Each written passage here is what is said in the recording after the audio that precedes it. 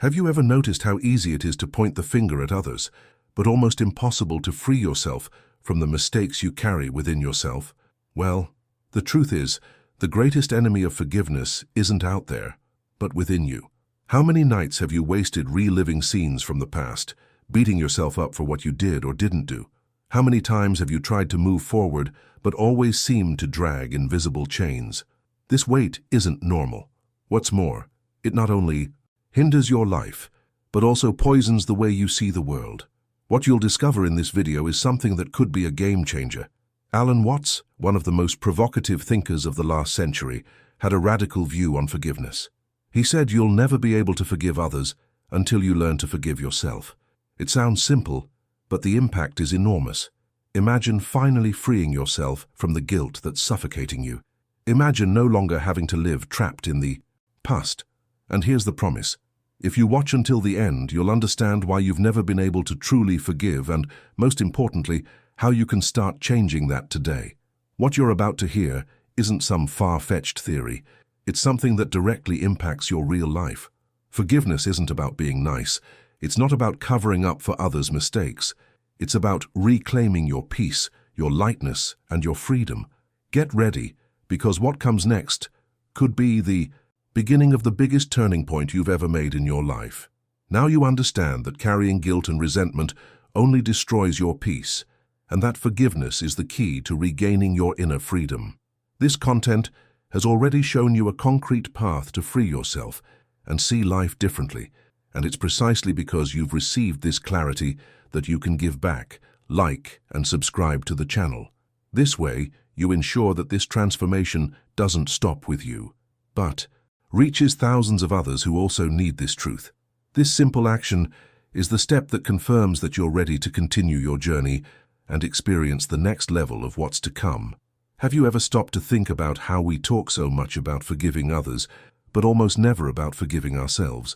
It's curious because everyone has a mental list of mistakes, failures, and regrets that they insist on carrying around like a heavy backpack. And the worst part is that even when you try to ignore them, this burden returns and resurfaces at the most unexpected moments, when you lie down to sleep, when you're alone, when something or someone reminds you of that situation you'd like to erase. It's as if the past always has a way of knocking on the door. And this is where the truth begins that few have the courage to face. True forgiveness doesn't come from outside, it comes from within.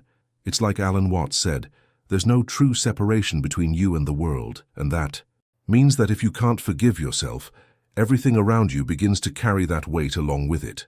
This is where many people get stuck, because forgiving themselves seems like an impossible task. You may even forgive others quite easily, but when it comes to looking at your own mistakes, the pressure is greater. Have you ever noticed this?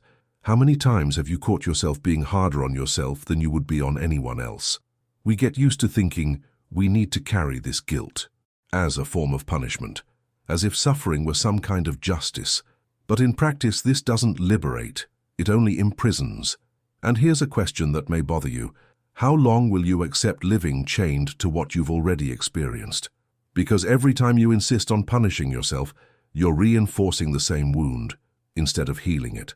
Alan Watts was often provocative on this point because he said that guilt is an invention of the mind, of the ego. It's the ego that needs to keep reliving old scenes as if it wanted control over what it can no longer change. And when you understand this, you realize that forgiving yourself isn't a matter of being indulgent or covering up what you did. It's a matter of stopping feeding a cycle that only makes you sick.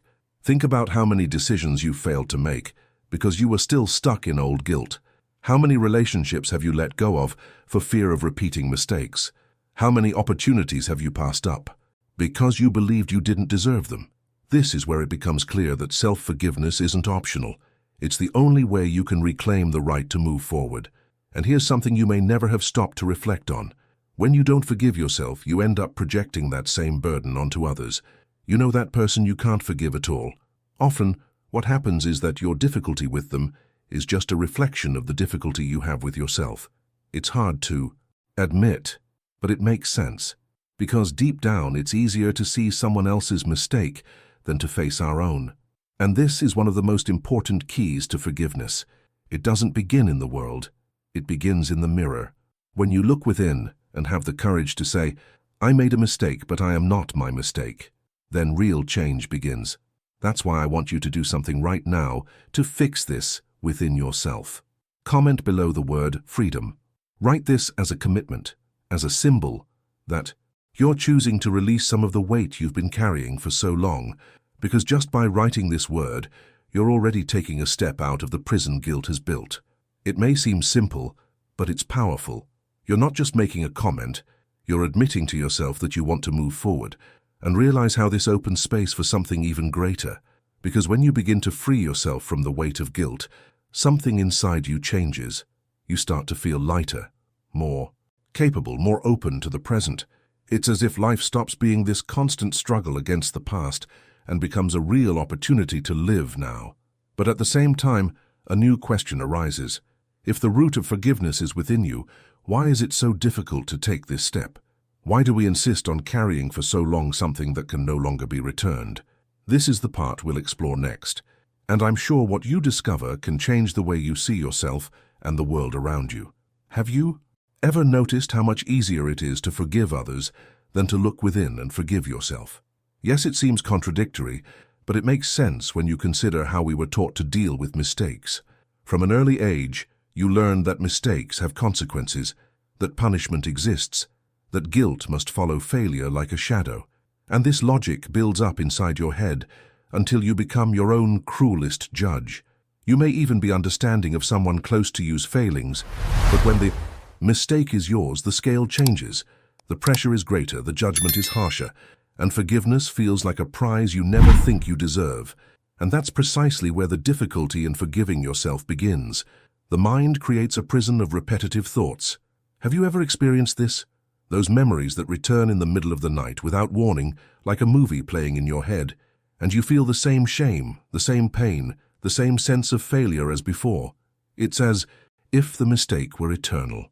Alan Watts said this cycle isn't natural, that it's an invention of the ego. The ego insists on reliving the scene because it believes it can somehow go back in time and fix it. But this never happens.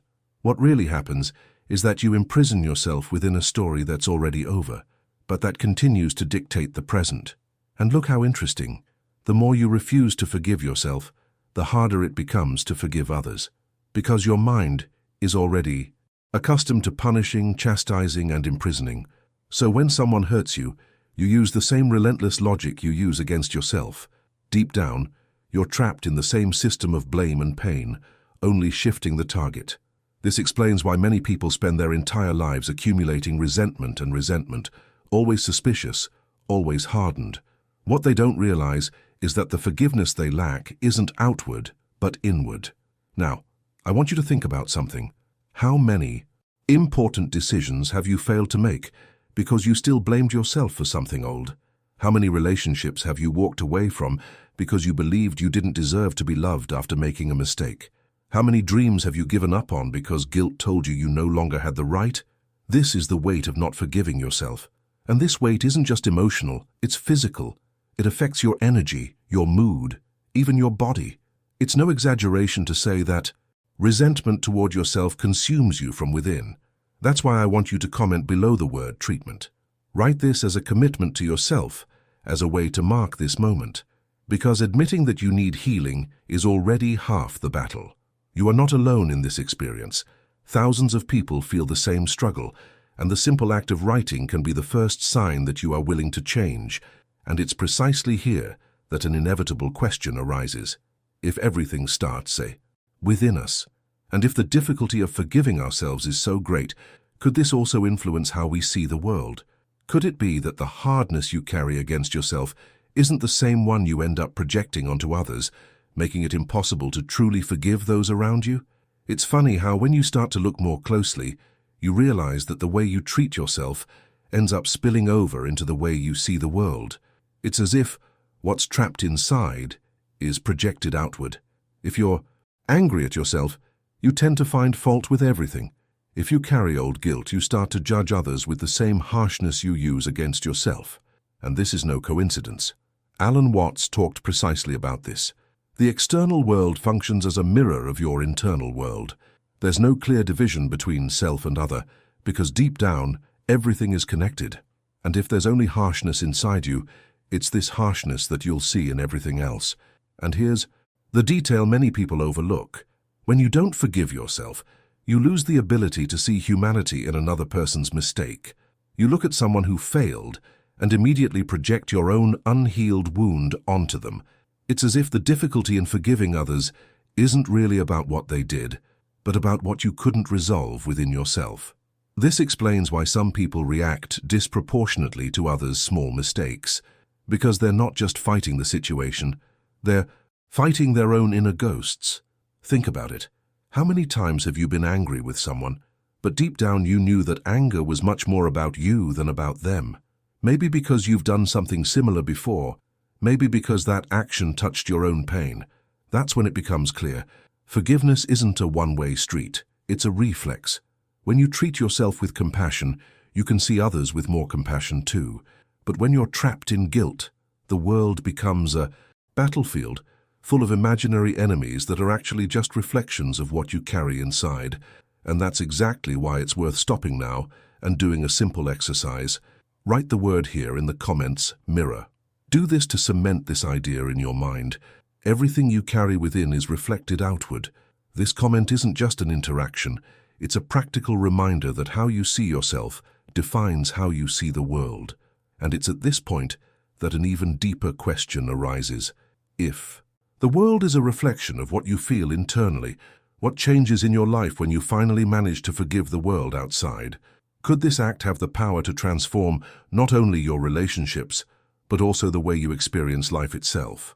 Forgiving the world seems at first glance an impossible task. After all, how can we forgive so much injustice, so much evil, so much pain happening before our eyes?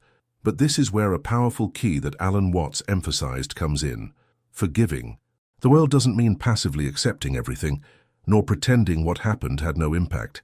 It means freeing yourself from the poison that resentment leaves within you, because holding a grudge is like drinking poison every day, hoping someone else will suffer the consequences.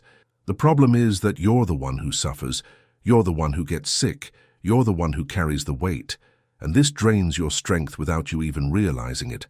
Now think with me, how many times have you been trapped in thoughts like, that wasn't fair, I can't accept what that person did, the world shouldn't be like this? These phrases seem innocent, but they act like invisible chains that keep you tied to the past and resentment. It's as if each time you harbor this anger, you're reconnecting with the pain that originated it. Watts said this is an illusion of separation. We believe that resentment protects us or keeps us in a position of strength, when in reality, it's what keeps us enslaved to pain. Forgiveness to the world, then, is an act of liberation, not for the other person, but for yourself. And here's the interesting thing. When you start seeing the world from this perspective, you realize that the people who hurt you the most are also trapped in their own pain. Their mistakes are a reflection of their own imprisonment. This doesn't justify what they did, but it changes how you choose to deal with it.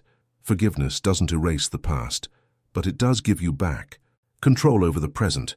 It allows you to move forward without being tied to the emotional chains that bind you to a story that's already over. And this change is practical. You feel it in your body, in your mind, and even in the way you relate to others. But here's a provocation. What happens when you decide to forgive the world?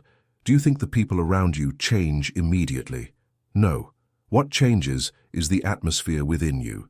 Anger loses ground, resentment weakens, and suddenly, situations that once took away your peace no longer shake you with the same force. This is power.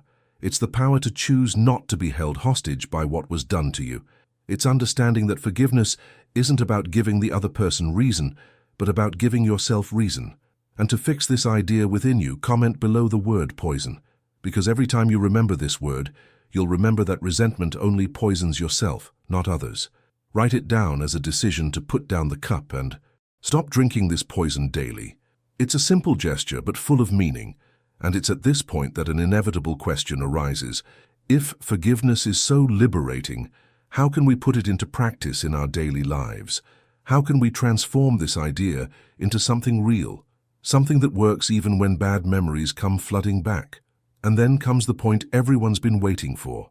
How to put forgiveness into practice in everyday life. Because it's no use just understanding that resentment is poison or that forgiving yourself is liberating. The question is what you do with it when the bad memory knocks on your door again. And it always comes back, doesn't it? You can be calm, living your life, and suddenly a detail, a phrase, even a smell makes you relive that scene as if it were happening all over again. It's at this moment that many people lose control and fall back into the cycle of pain, repeating the same old reactions. But what Alan Watts said is that forgiveness isn't a one-time event. It's a constant practice. It's like a muscle. You need to exercise it every day to make it stronger. And how do you do this? The first step is to accept that the mistake happened, whether yours or someone else's. It seems simple, but most people get stuck here because their minds insist on fighting what happened. The practice begins when you look at the memory, and instead of losing yourself in judgment, you say to yourself, yes, that happened, and I can't change it. This acceptance isn't a sign of weakness. It's a sign of courage. It's choosing to stop fighting a war you can't win. The second step is to observe your thoughts without letting them dominate you. Watts talked a lot about this. You are not your mind. You are not the voices that keep repeating what has already happened. You can look at them like you look at clouds passing by. They come, stay for a while, and then disappear. When you begin to notice this, guilt and anger lose their power because they no longer have as much room to grow. And the third step is simple yet powerful. Respond with compassion. Not with excuses, not with justifications, but with compassion. This can be as practical as taking a deep breath and saying quietly, I forgive myself. I choose to move on. It may seem silly at first, but each time you do this, you're training your mind to create a new path, to let go of the past instead of clinging to it. And little by little, forgiveness stops being a distant idea and becomes a natural reaction. Now I want you to do something to solidify this commitment. Write the word here in the comments, practice, because that's exactly what forgiveness requires. Daily practice. It's not a button you press and solve everything at once. It's a choice you renew whenever the past tries to pull you back. By saying this word, you're not just interacting, you're recording the decision to pursue this new path in your life. And maybe right now you're asking yourself, okay, but what really happens when I manage to let go of this guilt and resentment? What's life like after forgiveness stops being an effort and becomes a part of who I am? When you finally manage to free yourself, it feels like releasing a weight you didn't even know you were carrying.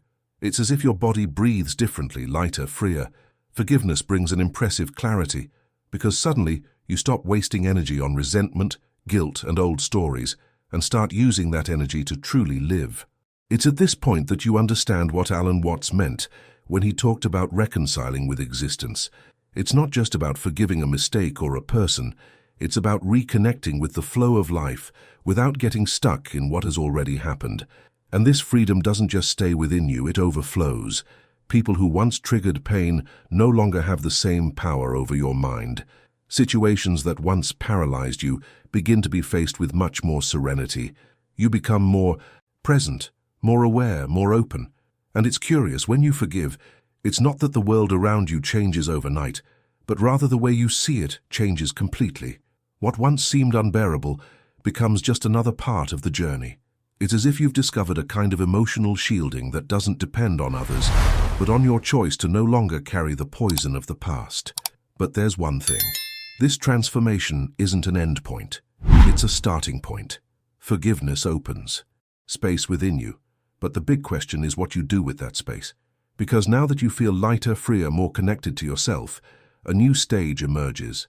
And this stage has to do with learning to live fully in the present, without letting your mind drag you back to the past or a future full of worries. Now you've realized how forgiveness can transform the way you see yourself and the world, and this clarity has already begun to lift the burdens you've been carrying for years. This content has shown you that there is a real path to freeing yourself from guilt and resentment, and by applying it, your life will never be the same. And precisely because this transformation began within you, you can be a channel for others to receive this change as well.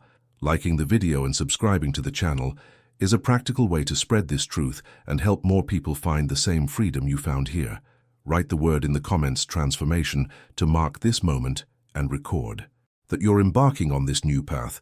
And get ready, because what comes in the next video will take this journey even deeper. revealing a step that can change not only how you live in the present, but how you build the future.